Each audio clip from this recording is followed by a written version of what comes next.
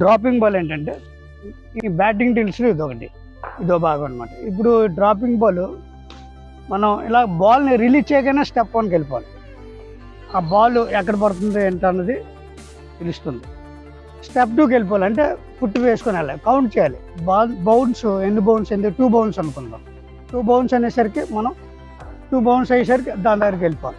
Step 2 అయిన తర్వాత 3rd bounce పడకుండా 2nd బౌన్స్లను మనం షార్ప్గా డ్రైవ్ చేసేయాలి. ఎలాగంటే 1 2 అంటే బౌన్స్ ఎందుకంటే ఒకటేమో హైట్లో వస్తుంది, ఒకటి లోలో వస్తుంది, ఒకటి మీడియంలో వస్తుంది.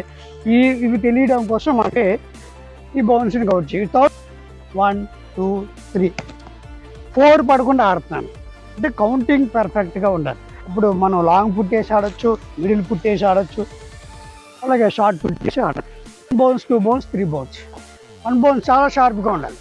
పడిన వెంటనే మనం స్టెప్ 1కి వెళ్ళిపోవాలి. నేను 2nd బౌన్స్ ఆడకుండా ఆడాను, అంటే టాప్లో ఆడాను అనమాట. తర్వాత 2nd బౌన్స్ మిడిల్లో ఆడాను, 3rd బౌన్స్ లోలో ఆడాను. ఇవి లో, మిడిల్, టాప్ అనేవి ఈ డ్రాపింగ్ బాల్లో చూస్తాం. ఇప్పుడు